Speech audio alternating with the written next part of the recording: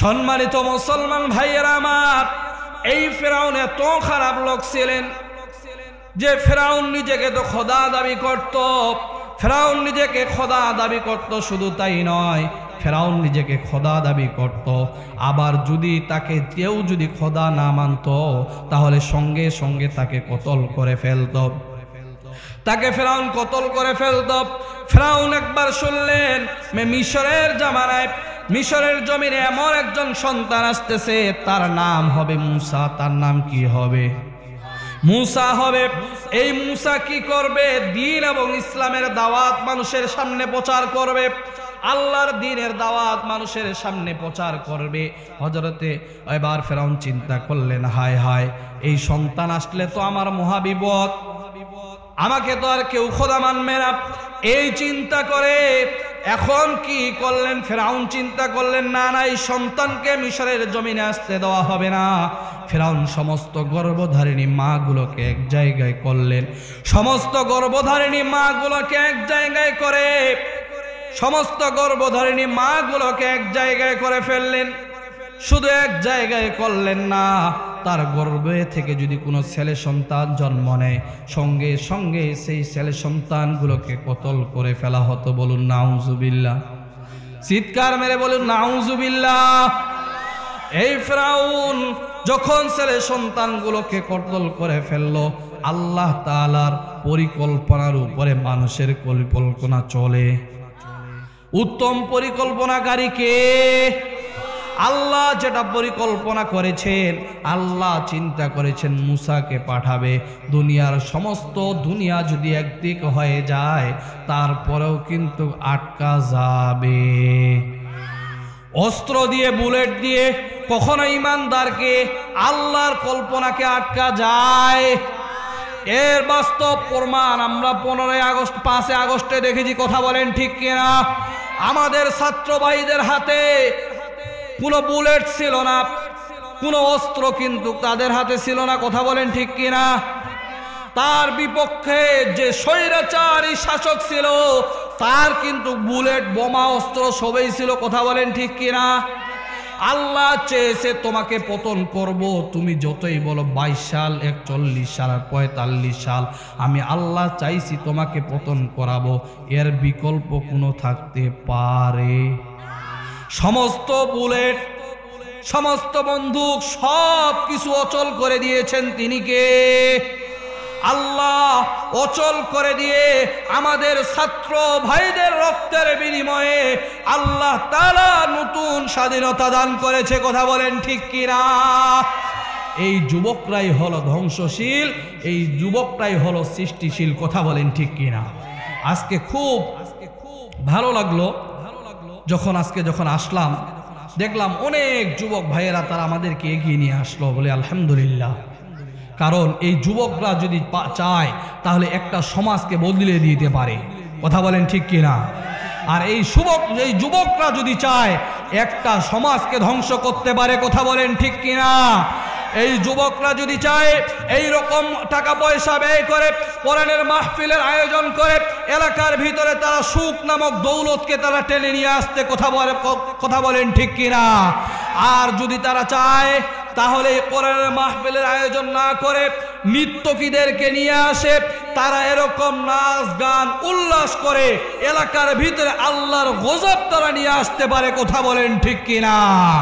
কিন্তু আমাদের যুবকরা আজকে সেই কাজ না করে আমাদের যুবকরা কি করেছে? এত সুন্দর একটি আয়োজন উপহার দিয়েছে। আমরা এলাকাবাসী আছি, কিন্তু যুবকরা তারা পরিশ্রম মনে হয় বেশি দিয়েছে। কথা বলেন ঠিক কিনা? আমাদের সন্তানদেরকে উৎসাহ দিব, এরকম একবার নয়, তারা যেন বারবার করতে পারে। কথা বলেন ঠিক কিনা?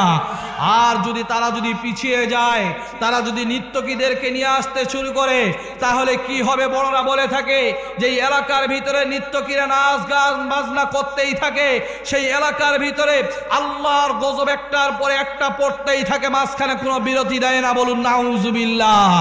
আর যে এলাকার ভিতরে আলেম ওলামার পদধলিত বেশি হয়, যে এলাকার ভিতরে কোরআন পড়নেওয়ালা বেশি হয়, যে এলাকার ভিতরে হাজারো মানুষ সমবেত হয়ে আল্লাহর কাছে দোয়া করে, সেই এলাকার ভিতরে আল্লাহর রহমত একটার পর একটা পড়তেই থাকে, মাঝখানে কোনো বিরতি দেয় না। বলুন সুবহানাল্লাহ।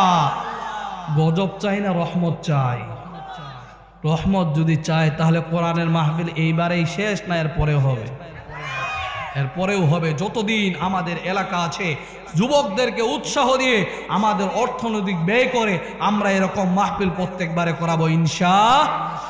সম্মানিত মুসলমান ভাইয়া আমার, বলতেছিলাম আসিয়ার ঘটনা। ফেরাউন সমস্ত সন্তানগুলোকে যখন কতল করে ফেলতেছিল, এমন সময় আল্লাহ তাআলা উত্তম পরিকল্পনাকারী আল্লাহ তাআলা কিন্তু ঠিকই মুসাকে জীবিত রেখেছেন। শুধু জীবিত রাখেন নাই, আল্লাহ পাক রব্বুল আলামিন সেই ফেরাউনের ঘরেই আল্লাহ তাআলা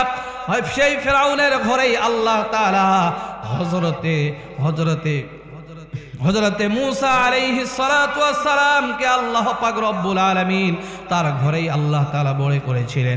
শুধু তাই নয়, হযরতে মুসা আলাইহিস সালাতু ওয়াস সালামকে আল্লাহ তাআলা সেই ঘরে তো বড় করেছেন, এমনকি তার ঘরের স্ত্রী হযরতে আসিয়া আলাইহিস সালাতু ওয়াস সালামকেও ইসলামের দাওয়াত দিয়ে কালেমা পড়িয়ে তিনাকেও মুসলমান করেছেন। বলুন সুবহানাল্লাহ।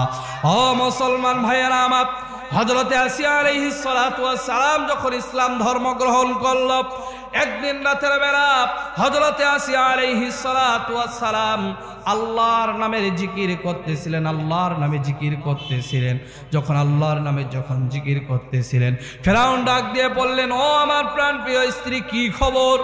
তুমি তোমার জবান দিয়ে কার নামের জিকির করো? হযরতে আসিয়া আলাইহিস সালাতু ওয়াস সালাম ডাক দিয়ে বলতেছিলেন, ও আমার প্রাণপ্রিয় স্বামী, আমি তো আমার রবের নামের জিকির করতেছি। বলুন সুবহানাল্লাহ। ফেরাউন ডাক দিয়ে বলে, তোমার আবার রবকে? আমি তো তোমার রব, আমি তো তোমার খোদা। এবার হযরতে আসিয়া আলাইহিস সালাতু ওয়াস সালাম বুকটা টান টান করে স্বামীর দিকে লক্ষ্য করে বলতেছিলেন, ও আমার স্বামী, তুমি আমার প্রভু নয়, তুমি আমার খোদা নয়। কারণ কেন তুমি আমার প্রভু, তুমি আমার কেন খোদা নয়? কারণ তুমি আমাকে সৃষ্টি করো নাই, তোমাকে যে সৃষ্টি করেছে সে হলো আমার খোদা। বলুন সুবহানাল্লাহ। ফেরাউনের মাথা গরম হয়ে গেল। হায় হায়, আমার স্ত্রী বলে কি? আমার স্ত্রী নাকি আমাকে খোদা মানে না? ঘরের স্ত্রী যদি নিজের স্বামীকে যদি না মানে, বাইরের লোক মানবে না। নিজের স্ত্রী যদি নিজের স্বামীকে মর্যাদা না দেয়, বাইরের মানুষেরা মর্যাদা দিবে?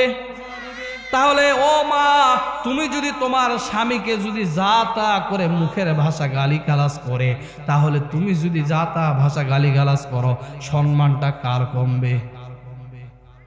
কথা বলেন, কার কমবে? তোমার স্বামীরে তুই কমবে। যদি তোমার স্বামীকে তুমি ভালোবাসতে থাকো, তাহলে স্বামীকে যা তা করে মুখের ভাষা করে গালি দিতে পারো। এবার ফেরাউন চিন্তা করতেছে, হায় হায়, আমার ঘরের স্ত্রী আমাকে মানে না। আমার স্ত্রী যদি আমাকে না মানে, বাইরের মানুষেরা যখন শুনবে আমার স্ত্রী আমাকে খোদা মানে না, কেউ তো আমাকে খোদা মানবে না। এই চিন্তা করে হযরতে আসিয়া আলাইহিস সালাতু ওয়াস সালাম এবার ফেরাউন চিন্তা করলেন, না, আসিয়াকে দুনিয়ার জমিনে বাঁচিয়ে রাখা যাবে না, আসিয়াকে কতল করে ফেলতে হবে, না হলে তো বাইরের মানুষ আমাকে খোদা মানবে না। ও মুসলমান ভাই ও মা বোনেরা, দিলের কানটা একবার লাগিয়ে শুনুন, চোখের পানি চলে আসবে, চোখের পানি আটকে রাখতে পারবেন না। হযরতে আসিয়া আলাইহিস সালাতু ওয়াস সালামকে আবার ফেরাউন তার সেনাপতিদেরকে ডেকে নিয়ে আসলেন। ফেরাউনের সেনাপতিদেরকে ডেকে নিয়ে আসা হলো। ফেরাউনের সেনাপতিরা এসে হাজির হয়ে গেলেন। জাহাপনা, অর্ডার করুন, আমরা কি করব?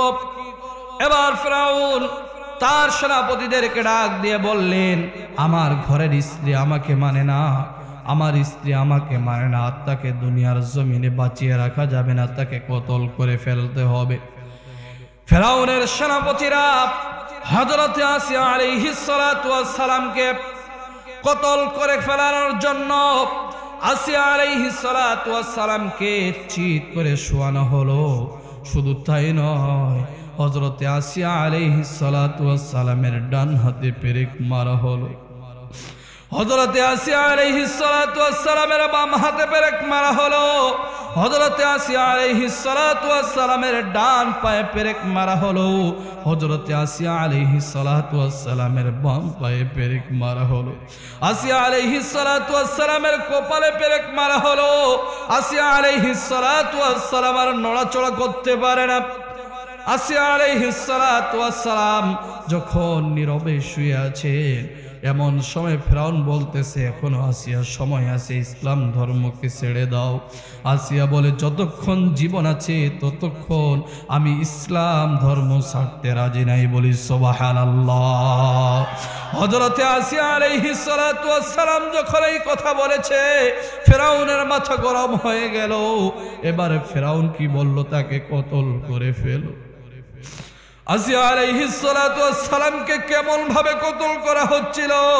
আসিয়া আলাইহিস সালাতু ওয়াস সালামকে মারানোর জন্য লোহার চিরুনি দ্বারা সেই মাথার চামড়া থেকে আস্তে আস্তে করে টেনে টেনে মাথার চুলগুলো, চামড়াগুলো টেনে টেনে ছিঁড়া হচ্ছিল। মাথা থেকে নিয়ে পায়ের তালু পর্যন্ত আসিয়া আলাইহিস সালাতু ওয়াস সালামের চামড়াগুলো যখন টেনে টেনে ছিঁড়া হচ্ছিল, আসিয়া আলাইহিস সালাতু ওয়াস সালামের শরীর থেকে ফিনকি মেরে রক্তগুলো বাইর হচ্ছিল। আসিয়া আলাইহিস সালাতু ওয়াস সালাম আসমানের দিকে তাকিয়ে বলেছিলেন, রব্বি বনিলি ইনদাকা বাইতান ফিল জান্নাতি ওয়া নাজ্জিনি মিন ফিরআউনা ওয়া আমালিহি ওয়ানাজ্জিনি মিনাল কওমিজ যালিমিন। বলি আল্লাহু আকবার। আসিয়া আলাইহিস সালাতু ওয়াস সালাম আল্লাহর কাছে দোয়া করেছিলেন, আল্লাহ এই কষ্টের বিনিময়ে আমি তোমার কাছে কোনো কিছুই চাই না। আল্লাহ তোমার কাছে আমি জান্নাতে তোমার পাশে আমি একটা ঘর চাই। আল্লাহ পাক রব্বুল আলামিন আসিয়ার ডাকে সাড়া দিয়ে ফেরেশতাকে বলেছিলেন, ফেরেশতারে যাও যাও, আমার আসিয়া অনেক কষ্ট করতেছে, তারপরেও আসিয়া ইসলাম ধর্ম ছাড়ে নাই। ও ফেরেশতারা যাও, এই সমস্ত গোটা জান্নাত আসিয়ার সামনে নিয়ে চলে যাও। হযরতে আসিয়া আলাইহিস সালাতু ওয়াস সালামের সামনে যখন ফেরেশতারা সেই জান্নাতকে নিয়ে এসেছে, হযরতে আসিয়া আলাইহিস সালাতু ওয়াস সালাম সেই জান্নাত দেখতেছিলেন আর হাসতেছিলেন। ফেরাউন ডাক দিয়ে বললেন, কি খবর আমার প্রাণপ্রিয় স্ত্রী, এবার তুমি হাসতেছো কেন? কারণ কি, তুমি পাগল হয়ে গেলে নাকি? তুমি পাগল হয়ে গেলে নাকি? আসিয়া আলাইহিস সালাতু ওয়াস সালাম ডাক দিয়ে বলতেছিলেন, ও আমার প্রাণপ্রিয় স্বামী, আমি পাগল হইনি, আমি পাগল হইনি, আমি পাগল হইনি। যেই রবের প্রতি ঈমান নিয়ে এসেছি, সেই রবের প্রতি ঈমান নিয়ে অবিচল থাকার কারণে আল্লাহ তাআলা আমাকে ফেরেশতার মাধ্যমে আমার সামনে জান্নাতকে তুলে ধরেছে। বলুন সুবহানাল্লাহ। মুসলমান ভাইয়েরা, হযরতে আসিয়া আলাইহিস সালাতু ওয়াস সালামের সামনে আল্লাহ তাআলা সেই জান্নাতকে তুলে ধরেছিলেন। কারণ কি? একটাই কারণ, সে ঈমানের পথে অবিচল ছিল। কথা বলেন ঠিক কিনা? এই কোরআনে কোনো সন্দেহ আছে? সন্দেহের কোনো অবকাশ আছে? এই কোরআনে কোনো সন্দেহ নাই, ভুল নাই। এই কোরআন এমন একটি কিতাব, এই কোরআনে কারিম যার সঙ্গেই লেগে যায় সেই মানুষটাকে আল্লাহ তাআলা সম্মানিত করে দিলেন। বলুন সুবহানাল্লাহ। শুধু তাই নয়, আমরা যে কোরআনের বাগানে এসেছি, আল্লাহ তাআলা চায় তো কাল কঠিন কিয়ামতের দিনে এই কোরআনের বাগানের ওসিলা করে আপনাকে আমাকে জান্নাত দান করতে পারেন। কথা বলেন ঠিক কিনা? এই কোরআন এমন একটি কিতাব, আপনার আমার আমরা যদি প্রকৃত মুসলমান হয়ে থাকি তাহলে এই কোরআন সকলের বাড়ি থাকার কথা। কথা বলেন ঠিক কিনা? এই কোরআন কার কার বাসায় আছে আমরা দুইখানা হাত তুলে দেখাই। লিল্লাহে তাকবীর, লিল্লাহে তাকবীর। সকলের বাসায় এই কোরআন আছে। বলেন দেখি, কোরআন অনুযায়ী কি আমরা সকলেই জীবনযাপন করি? কথা বলেন করি? যদি এই কোরআন অনুযায়ী যদি আমরা সকলেই জীবন যাপন করতাম, তাহলে এলাকায় সুদখোর, ঘুষখোর, মাস্তান, চাঁদাবাজ থাকতো না। কথা বলেন ঠিক কিনা? এই কোরআন যদি সকলে মানত, আমার সোনার বাংলা, আমার বাংলাদেশ সোনার বাংলায় রূপান্তরিত হতো। কথা বলেন ঠিক কিনা? আমার সোনার বাংলায় থেকে হাজার হাজার কোটি টাকা বিদেশে পাচার হতো না। কথা বলেন ঠিক কিনা? এই কোরআন অনুযায়ী দেশ শাসন না হওয়ার কারণে আমার সোনার বাংলা থেকে এরকম স্বৈরাচারী শাসকরা হাজার হাজার কোটি টাকা তারা বাইরে দেশে পাচার করেছে। কথা বলেন ঠিক কিনা? যদি এই কোরআন যদি তাদের অন্তরে থাকতো, তারা কখনো এরকম টাকা পাচার করা তো দূরের কথা, মানুষের হক কখনো নষ্ট করতো না। কথা বলেন ঠিক কিনা? এই কোরআন সকলের ভাষায়, কিন্তু হিসাব করে দেখেন এই কোরআন সকলের ভাষায় আছে, কিন্তু কোরআন অনুযায়ী কারো জীবন গড়ে না। আজকে এই কোরআনটা আপনার আমার জন্য কিরকম হয়ে গেছে? আজকে যদি আপনার আমার বাবা মারা যায়, আপনার আমার দাদা মারা যায়, মা মারা যায়, আত্মীয় স্বজন মারা যায়, তাহলে 3 দিনিয়া, 40 আর 7 দিনিয়া পালন করার জন্য গুটি কয়েক মাদ্রাসার ছাত্রদেরকে নিয়ে আসি পড়িয়ে তাদেরকে কিছু টাকা হাদিয়া দিয়ে বিতরণ করে দেয়, বিদায় করে দেয়। কথা বলেন ঠিক কিনা? কোরআনকে আমরা এখানেই আমরা সীমাবদ্ধ রেখে দিয়েছি। ও মুসলমান ভাই, এই কোরআনকে এখানেই সীমাবদ্ধ রাখলে হবে না। আমাদের প্রত্যেকটি মানুষের জীবনে এই কোরআনকে সিনায় ধারণ করতে হবে। কথা বলেন ঠিক কিনা? এই কোরআনকে আমাদের পরিবার থেকে সংসদ ভবন পর্যন্ত এই কোরআনকে আমাদেরকে নিয়ে যেতে হবে। কথা বলেন ঠিক কিনা? এজন্য এই কোরআন যার সিনার ভিতরে লাগবে, যেই মানুষের সিনার ভিতরে লাগবে, যার ভিতরে লাগবে, তাকে আল্লাহ তাআলা সম্মানিত দামি করে দেন। বলুন সুবহানাল্লাহ। কেমন ভাবে দামি করে দেয় শুনবেন? কথা বলেন শুনবেন? সম্মানিত মুসলমান ভাইয়েরা আমার, এই কোরআন এমন একটি কিতাব, এই কোরআন যার সঙ্গেই লেগে যায়, এই কোরআন সেই মানুষটাকে দামি বানিয়ে ফেলে। শুধু মানুষ নয়, এই কোরআনকে দিকে আমরা তাকিয়ে দেখি, এই কোরআন যে রাতের ভিতরে আল্লাহ তাআলা নাজিল করলেন লাইলাতুল কদরের রাত, বলেন দেখি লাইলাতুল কদরের রাত দাম কম না বেশি? এই লাইলাতুল কদরের রাতের দাম অনেক বেশি, কারণ এই লাইলাতুল কদরের রাতে আল্লাহ পাক রব্বুল আলামিন এই কোরআনে কারীম নাজিল করেছেন।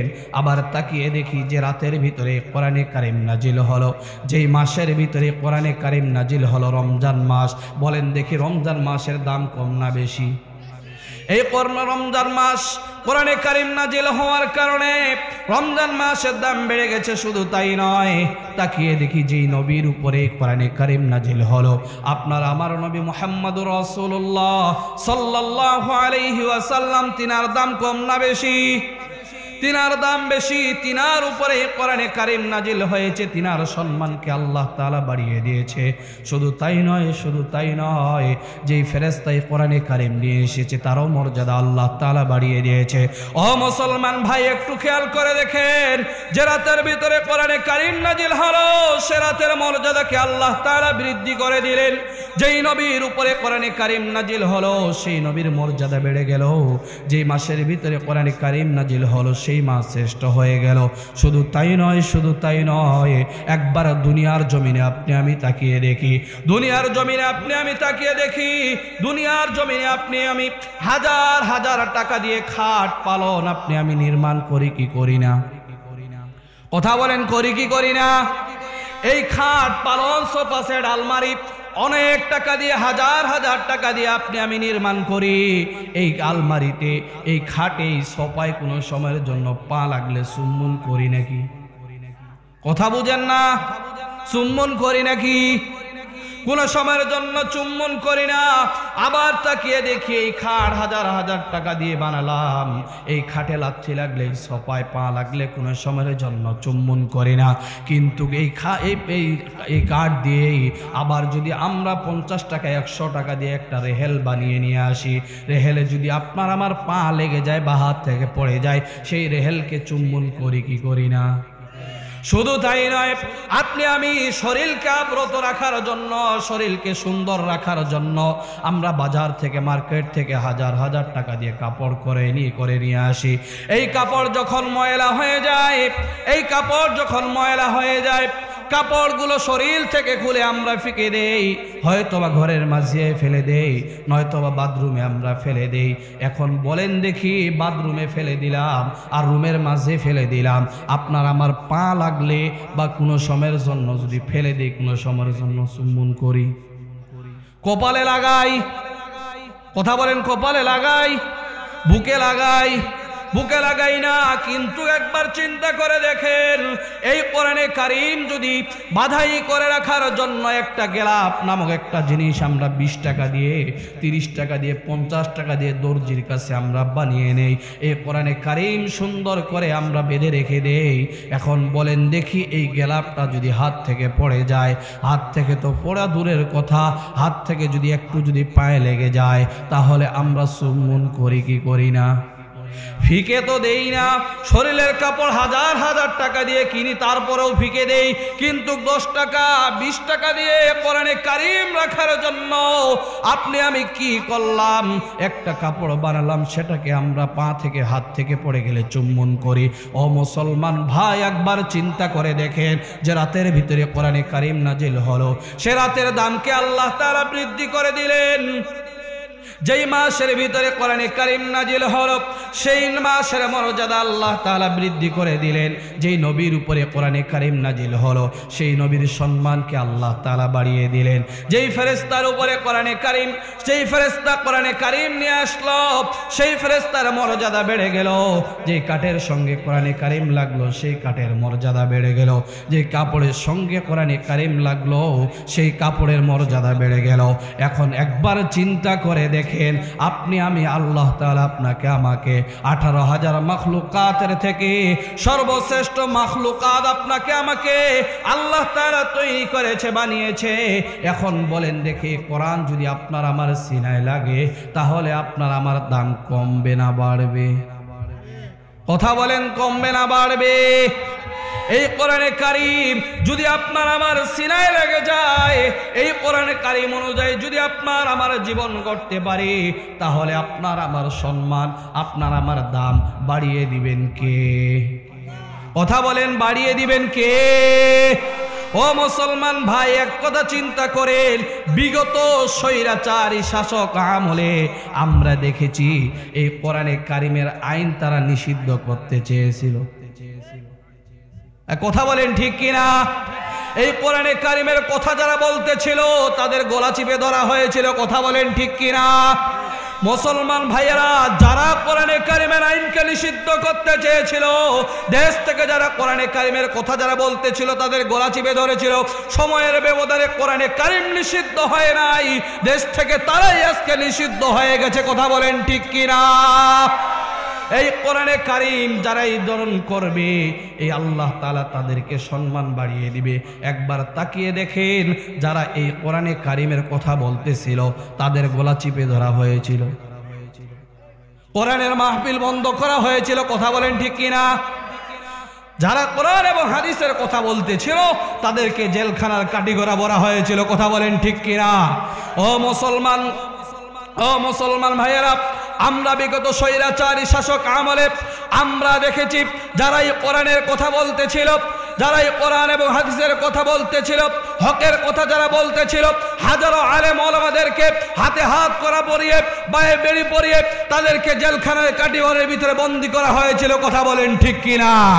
শুধু তাই নয়, কেউ যদি এই স্বৈরাচারী বিপক্ষে যদি কোনো মানুষ যদি চলে গিয়েছিল, হাজারো মানুষদেরকে বাড়ি থেকে তুলে নিয়ে গিয়ে, কোনো অপরাধ নাই, কোনো ভুল নাই, হাজারো মানুষদেরকে রাতের আধারে বাড়ি থেকে তুলে নিয়ে গিয়ে তারা জেলখানার ভিতরে বন্দী করেছিল। কথা বলেন ঠিক কিনা? ও মুসলমান ভাই, এখনো সময় রয়েছে। বিগত স্বৈরাচারী শাসকরা চলে গেছে, আমরা আমার সোনার বাংলায় সামনে আমরা কোরআনের আইন দেখতে চাই। কথা বলেন ঠিক কিনা? কোরআনের আইন প্রতিষ্ঠা করতে গিয়ে যেরকম ভাবে আমার ভাই আবু সাইদ ভাই যেরকম ভাবে রক্ত দিয়ে বাংলাদেশকে নতুন ভাবে স্বাধীনতা নিয়ে এসেছে, যদি এই বাংলাদেশকে কোরআনের আইন প্রতিষ্ঠিত করার জন্য, আমার সোনার বাংলায় নতুন করে সোনার রূপ নিয়ে আসার জন্য, যদি আপনি আমি মুসলমানকে যদি জীবনের রক্ত দিতে হয়, জীবন দিতে হয়, আমরা তৈয়ার থাকবো। কথা বলেন ঠিক কিনা? কিন্তু বাংলার জমিনে কোনো স্বৈরাচারী শাসককে, কোনো কোরআন এবং হাদিসের বিপরীত কোনো মানুষকে আমরা বাংলার জমিনে আর ঠাঁই দিতে চাই না। কথা বলেন ঠিক কিনা? আমরা বিগত সময় বাংলার জমিন স্বাধীন হওয়ার পর থেকে 50 বছর পেরিয়ে গেছে। কথা বলেন ঠিক কিনা? 50 বছর পেরিয়ে গেছে। আমরা অনেক শাসককেই দেখেছি, কম হোক বেশি হোক সবাই কিন্তু চুরি কথা বলেন করে নাই? চুরি করছে কি করে নাই? কম হোক বেশি হোক সবাই কিন্তু চুরি করেছে। কিন্তু বাংলার জমিনে এখন পর্যন্ত পূর্ণাঙ্গ কোরআনের আইন বা বিধান কায়েম হয় না। এই কথা বলেন ঠিক কিনা? আমার বাংলার জমিনে আমরা সামনে কোরআনের পূর্ণাঙ্গ আইন দিয়ে আমার সোনার বাংলা গড়াতে চাই। কথা বলেন ঠিক কিনা?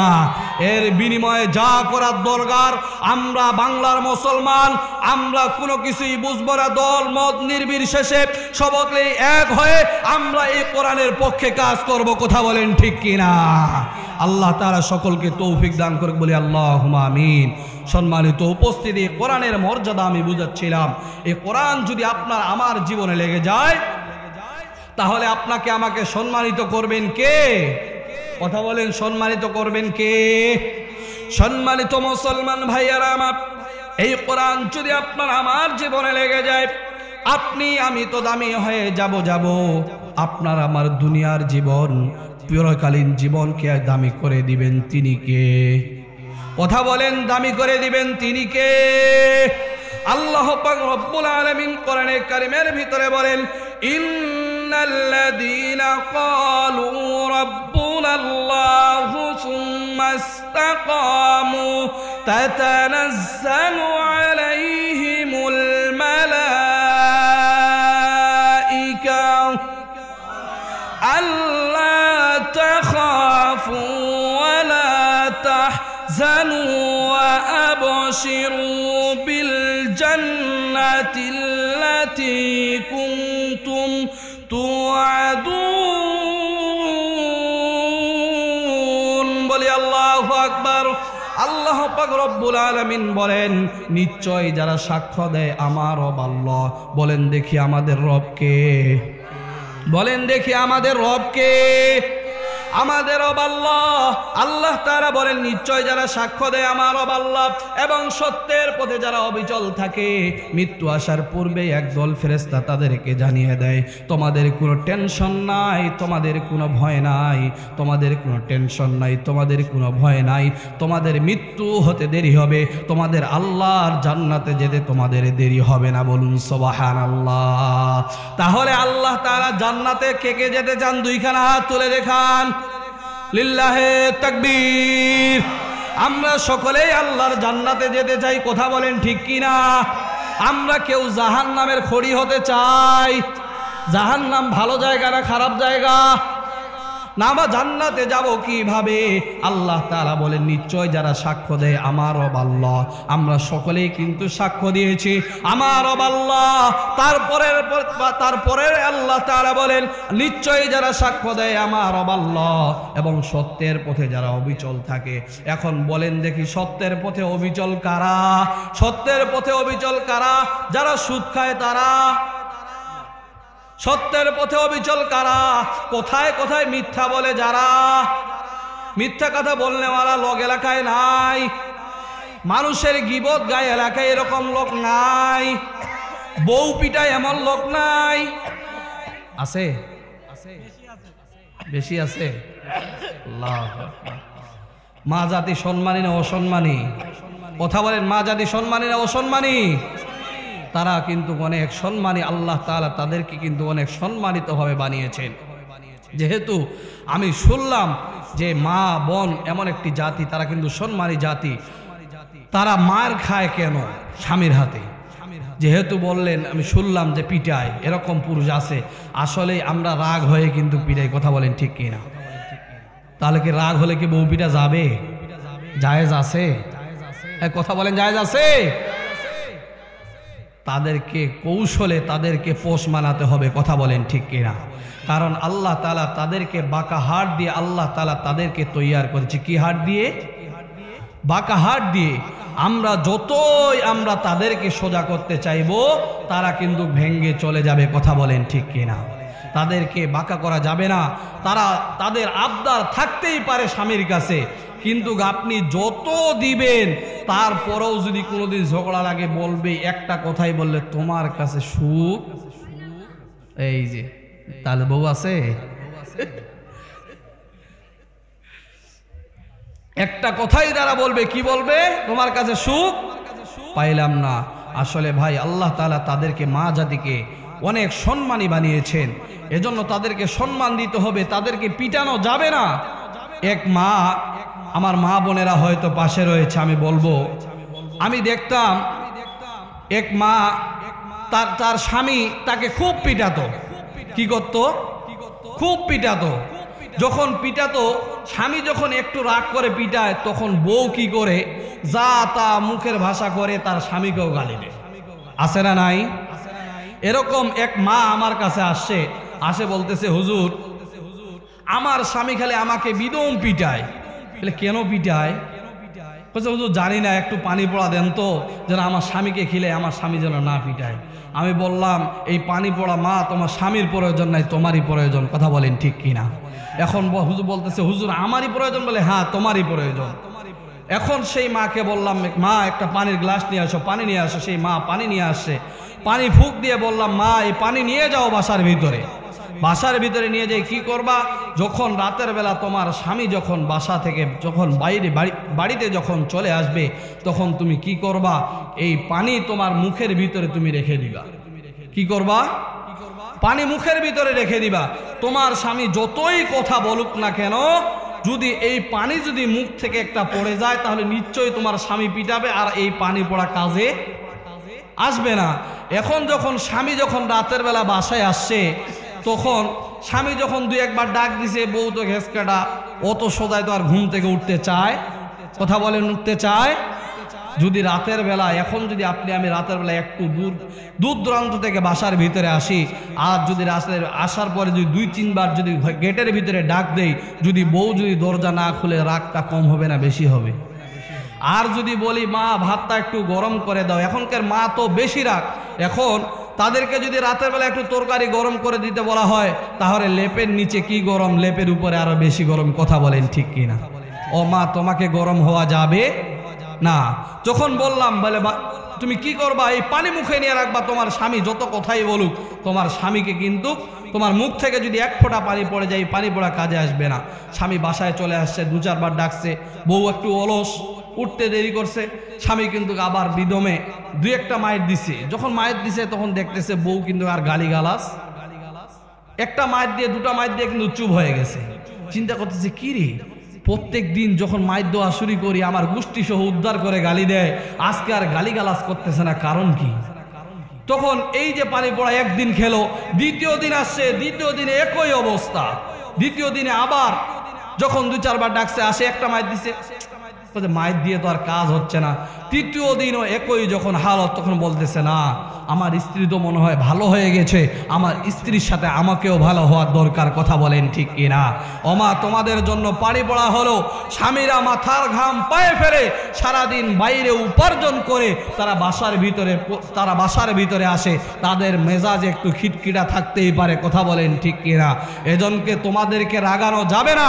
তোমরা স্নেহের সাথে তোমাদেরকে স্বামীদেরকে তোমরা বাড়ির ভিতরে সালাম দিয়ে যদি তোমরা যদি বরণ করে নিতে পারো, দেখো এই স্বামী নামক এই পুরুষটা তোমাকে দুনিয়ার সব থেকে ভালোবাসা দিয়ে সব থেকে সুখী রাখবে, কথা বলেন ঠিক কিনা?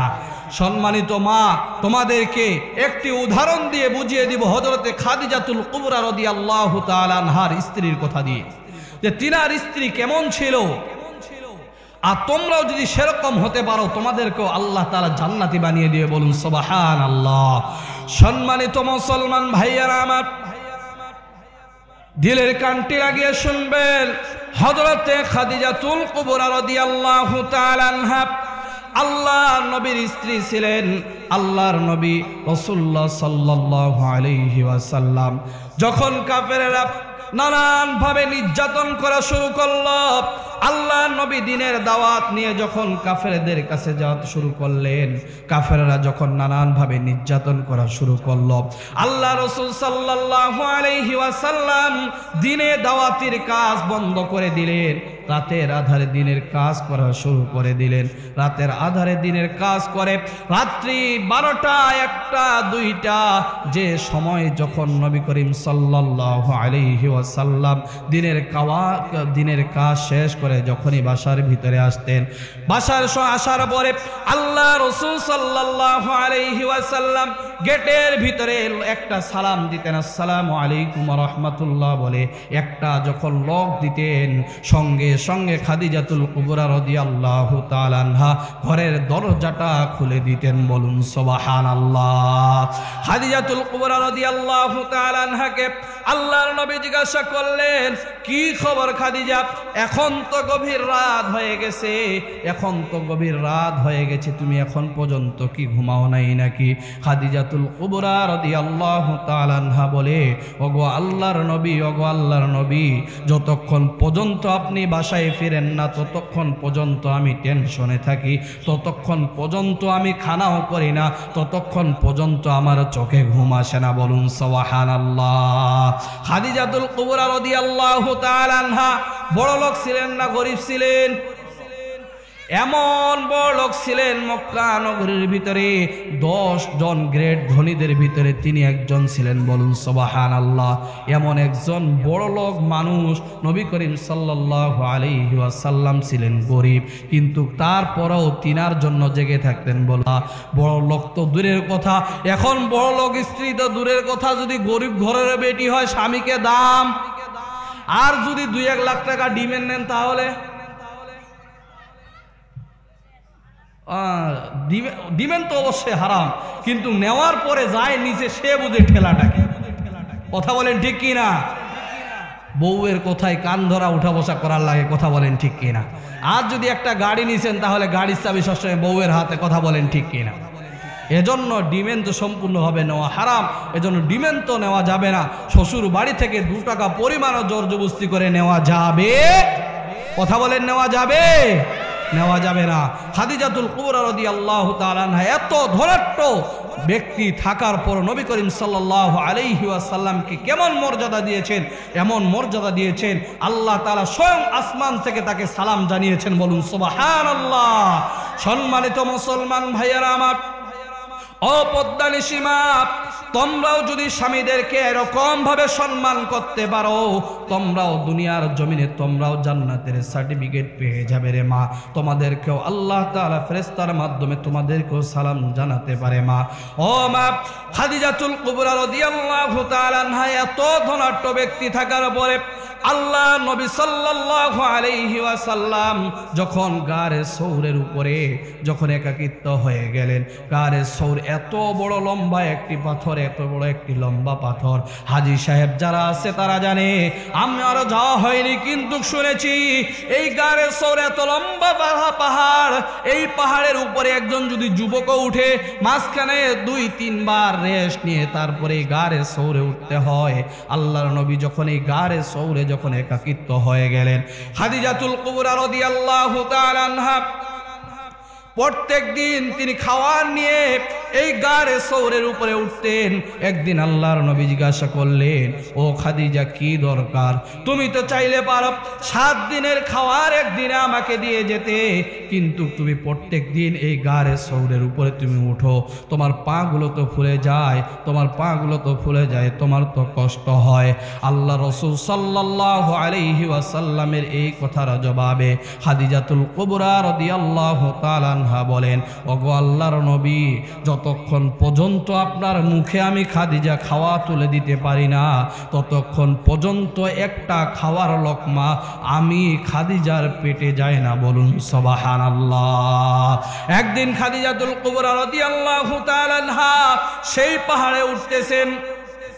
সেই পাহাড়ে যখন উঠতেছেন এমন সময় জিবরাইল আমিন চলে আসলেন। জিবরাইল আমিন এসে ডাক দিয়ে বললেন, ওগো আল্লাহর নবী, এই যে খাদিজা আসতেছে, এই যে খাদিজা আসতেছে আপনার জন্য খানা নিয়ে, আজকে স্বয়ং আল্লাহ পাক রব্বুল আলামিন খাদিজাকে সালাম জানিয়েছে। বলুন সুবহানাল্লাহ। ওগো আল্লাহর নবী, শুধু আল্লাহর তরফ থেকে সালাম দিলে হবে না, আল্লাহ তাআলা তো খাদিজাকে সালাম জানিয়েছে, আল্লাহ পাক রব্বুল আলামিন তো সালাম জানিয়েছে, আমি জিবরাইল ও খাদিজাকে সালাম জানালাম। বলুন সুবহানাল্লাহ। এই সালাম পেয়েছেন কিসের জন্য? স্বামীর সাথে ঝগড়া করার জন্য না স্বামীকে ভালোবাসার জন্য? কথা বলেন, স্বামীর সঙ্গে ঝগড়া করার জন্য না ভালোবাসার জন্য? ভালোবাসার জন্য। ও মুসলমান ভাই, শুধু তাই নয়, খাদিজাতুল কুবরা রাদিয়াল্লাহু তাআলা আনহা জীবনের সমস্ত অর্থ সম্পদ তিনি ইসলামের জন্য, দ্বীনের জন্য তিনি বিলীন করে দিয়েছিলেন। দ্বীনের জন্য, ইসলামের জন্য খাদিজাতুল কুবরা রাদিয়াল্লাহু তাআলা আনহা সব কিছু বিলীন করে দিয়েছিলেন। খাদিজাতুল কুবরা রাদিয়াল্লাহু তাআলা আনহা মৃত্যুর যখন সময় চলে আসলো, কিছুদিন পূর্বে নবী করিম সাল্লাল্লাহু আলাইহি ওয়াসাল্লামকে ডাক দিয়ে বলেন, ওগো আল্লাহর নবী, সারা জীবন আপনার জন্য অনেক কিছুই করলাম, আমার জীবনের সমস্ত ধন সম্পদ ইসলামের জন্য, আপনার দ্বীনের জন্য, আপনার জন্য বিলীন করে দিলাম। ওগো আল্লাহর নবী, আমার না জানি কখন মৃত্যু হয়ে যায় গো নবী, আমার যখন মৃত্যু, আমার না জানি কখন মৃত্যু হয়ে যায়। আপনার কাছে আমার একটা চাহিদা থাকবে, আপনার কাছে জীবনে আমি কোনো কিছুই চাই নাই, আমি মৃত্যুর পূর্বে আমি খাদিজা আপনার কাছে একটা জিনিস চাই। আল্লাহ নবী চিন্তায় পড়ে গেলেন, হায় হায়, খাদিজা তো ধনাঢ্য ব্যক্তি, ধনাঢ্য মহিলা, না জানি আমার কাছে কি চেয়ে বসে, না জানি আমার কাছে কি চেয়ে বসে। এই চিন্তা করতেছেন, আল্লাহ রসুল পকেটে হাত দিচ্ছেন। খাদিজাতুল কুবরা রাদিয়াল্লাহু তাআলা আনহা ডাক দিয়ে বললেন, ও আমার প্রাণপ্রিয় স্বামী, ও আল্লাহর নবী, আপনার কাছে এমন কিছু চাইব না যার কারণে আপনাকে পকেটে হাত ঢুকাতে হবে, যার কারণে আপনাকে মানুষের কাছে যেতে হবে, এরকম আপনাকে আমি করাবো না। ওগো নবী, আপনার কাছে বেশি কিছু চাই না, আমার যখন মৃত্যু হবে আপনার শরীরে যে 7 তালিওয়ালা যে পাঞ্জাবিটা রয়েছে, এই পাঞ্জাবি মুড়িয়ে আপনি আমাকে কবরস্থ করবেন। বলুন সুবহানাল্লাহ। চিৎকার মেরে বলি সুবহানাল্লাহ। ও মুসলমান ভাই, খাদিজা কি চেয়েছে? কথা বলেন, কি চেয়েছে? নবীর পাঞ্জাবি চেয়েছে, এমন পাঞ্জাবি, সেটাতে কয়টা তালি? 7টা তালি। এমন তালি মারা যে আর তালি মারার জায়গা নাই, এমন জিনিস দিয়েছে। আমাদের স্বামী, আমাদের স্ত্রীদের, আমাদের মেয়েদের কাপড়ের অভাব নাই, যদি ঈদে একবার কাপড় না দেন তাহলে বাড়ির ঢুকা আছে, বাড়ির দরজাই বন্ধ হয়ে যাবে। কথা বলেন ঠিক কিনা? বাস্তব ওয়াজ, কথা বলেন ঠিক কিনা? বাস্তব দুনিয়া আমাদের এখন চলতেছে। আমাদের স্ত্রী, আমাদের সন্তানরা এখন এরকম একটা পরিস্থিতি হয়ে গেছে, বাপের কি আছে না আছে তারা তাকায়। যদি ঈদে পড়বে যদি কাপড় না দেন, আর যদি দিয়েও থাকেন, যদি তার পছন্দ না হয়, একটা যদি কম দামি জিনিস হয়, তাহলে তারা গ্রহণ করতে চায়। ও মা, তোমরা তো দামি এরকম ভাবে হতে পারবা না। তোমরা মার্কেটে গেলে তোমরা মনে করো মার্কেটে যে আমরা দামি হব, তোমরা মার্কেটে যে তোমরা দামি হতে পারবা না। তোমাদের স্বামীরা যেটা কিনে নিয়ে এসে তোমাদের হাতে তুলে দিবে, তো মেয়ে তোমার বাবা তোমার হাতে যেটা আনে তুলে দিবে, এটাই তুমি যদি গ্রহণ করো, এটাই যদি তুমি গ্রহণ করো, তাহলেই তুমি দামি হবে। কথা বলেন ঠিক কিনা? খাদিজাতুল কুবরা রাদিয়াল্লাহু তাআলা আনহার ঘটনা বলতেছিলাম। আল্লাহর নবী খাদিজাকে ডাক দিয়ে বলল, খাদিজা রে, এমন একটা জিনিস তুমি চাইলা, যেই পাঞ্জাবিতে একটা তালি দিব যার জায়গা নাই। তুমি এত ধনাঢ্য একজন মহিলা, তোমাকে কি করে আমি এই পাঞ্জাবি মুড়িয়ে তোমাকে কবরস্থ করব? আল্লাহর নবী খাদিজাকে ডাক দিয়ে বললেন, খাদিজা ডাক দিয়ে বললেন, ওগো নবী, আমার কোনো দামি সম্পদ চাই না, দামি কোনো কাপড় চাই না গো স্বামী, তোমার কাছ থেকে এই পাঞ্জাবিটা দ্বারা আমার শেষ কাফন দাফনটাই আমি চাই। বলুন সুবহানাল্লাহ। যখন খাদিজাতুল কুবরা রাদিয়াল্লাহু তাআলা আনহা যখন মৃত্যুবরণ করলেন, যখন খাদিজাতুল কুবরা রাদিয়াল্লাহু তাআলা আনহা যখন মৃত্যুবরণ করলেন, মৃত্যু হয়ে গেল, আল্লাহর নবী সাল্লাল্লাহু আলাইহি ওয়াসাল্লাম তাকে কাপড় মুড়িয়ে কবরস্থ করে যখন আল্লাহর নবী যখন উঠে আসবেন, আল্লাহর নবী খাদিজাতুল কুবরা রাদিয়াল্লাহু তাআলা আনহাকে নিজেই কবরের ভিতরে শোয়ালেন। শোয়ানোর পরে আল্লাহর নবী তার মুখটা যখনই কিবলা দিক করে দেয়, খাদিজার মুখটা কেন জানি আপনি আপনি আকাশের দিকে হয়ে যায়, নবীর দিকে হয়ে যায়। বলুন সুবহানাল্লাহ। নবী একবার দেয়, দুইবার দেয়, তিনবার দেয়। যখন খাদিজার মুখটা যখন ঘুরিয়ে দেয়, খাদিজার মুখটা আবার বরাবর উপরের দিকে হয়ে যায়। যখন নবী যখন ৩-৪ বার যখন এরকম করলেন, জিবরাইল আমিন ডাক দিয়ে বললেন, ও নবী, আপনি যতই খাদিজার মুখটাকে কিবলা দিক করে দেন, খাদিজা আপনাকে এত বেশি ভালোবেসেছে, আপনার দিক থেকে খাদিজার মুখটার অন্যদিকে ঘুরবে না। বলুন সুবহানাল্লাহ। চিৎকার মেরে বলি সুবহানাল্লাহ। খাদিজার দাফন কার্য হয়ে গেল। নবী করিম সাল্লাল্লাহু আলাইহি ওয়াসাল্লাম, নবী করিম সাল্লাল্লাহু আলাইহি ওয়াসাল্লাম কবরের পাশে দাঁড়িয়ে আছে। সমস্ত সাহাবীরা চলে যায়। সাহাবীরা ডাকে, ওগো নবী আসেন, বাসার ভিতরে যাব। আল্লাহর নবী বলতেছে, না, যতক্ষণ পর্যন্ত খাদিজার কবরে যতক্ষণ পর্যন্ত ফেরেশতারা আসবে না, খাদিজার যতক্ষণ পর্যন্ত সওয়াল জবাব হবে না, ততক্ষণ পর্যন্ত আমি এখান থেকে যাব না।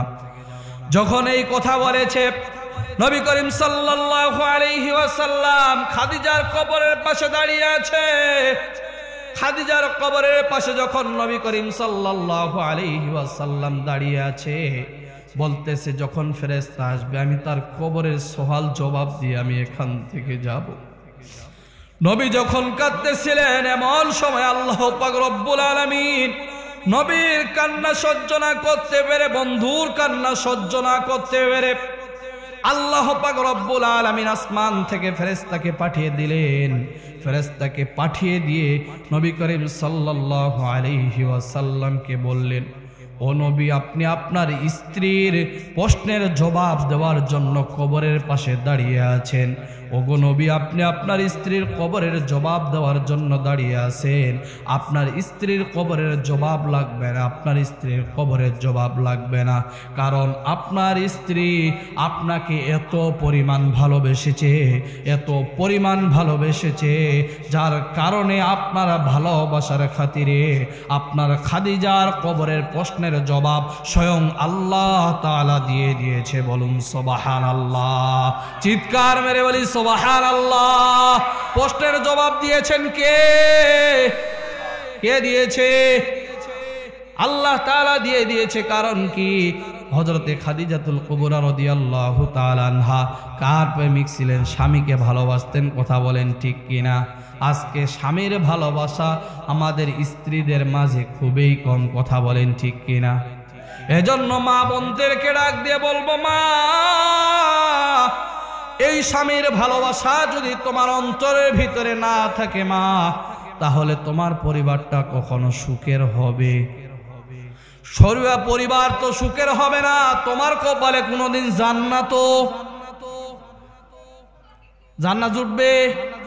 জান্নাত জুটবে না। কারণ আল্লাহ পাক রব্বুল আলামিন জানিয়ে দিয়েছেন, যদি আল্লাহর পরে যদি কাউকে যদি কোনো কারো পায়ে যদি সিজদা করা যদি জায়েজ হতো, তাহলে আল্লাহ তাআলা কি করতেন? তার স্ত্রীকে স্বামীর পায়ে সিজদা দেওয়ার জন্য অনুমতি দিয়ে দিতেন। বলুন সুবহানাল্লাহ। এজন্য মা বোনদেরকে বলবো, মা, তোমাদের জন্য 4টি আমল, তোমরা যদি 4টি আমল করতে পারো তাহলে তোমাদের জন্য জান্নাত। 1 নম্বরে হলো, তোমরা যদি নামাজ আদায় করতে পারো। অধিকাংশ মারা এখন কিন্তু নামাজ আদায় করে। কথা বলেন ঠিক কিনা? অধিকাংশ মারা কিন্তু নামাজি হয়, অধিকাংশ মারা কিন্তু রোজাদার হয়, তারা কিন্তু রোজা করে। এই 2টি জিনিস তারা গুরুত্ব সহকারে কিন্তু আদায় করে। তারপরে যে রয়েছে, তাদেরকে স্বামীর খেদমত করতে হবে, পর্দা নিশি থাকতে হবে। এই 2টা জিনিস তারা করে। কথা বলেন করে? স্বামীর খেদমত সম্পর্কে অনেকক্ষণ আলোচনা করলাম। ও মা, তোমরা যেহেতু আছো তাহলে শুনে নাও, স্বামীর খেদমত তো করতে হবে। নাম্বার 4 হলো তোমাদেরকে পর্দানিশী হতে হবে। এখনকার মা বোনেরা তো পর্দা করেই না।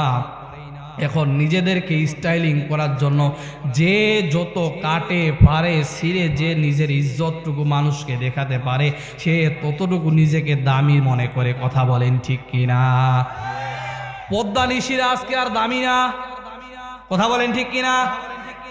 পর্দানিশীরা দামি না, কিন্তু যারা বুক বাইর করে চলে, পর্দাবাদ, নিজের কাপড় চোপড় ছিঁড়া, কাপড় পা ছিঁড়া, এইদিকে পিঠ ছিঁড়া, এদিকে পিঠে ফুটবল খেলার মাঠ, যারাই করে এরাই নিজেকে আরো দামি মনে করে, নিজের ইজ্জত গুলো মানুষকে দেখায়।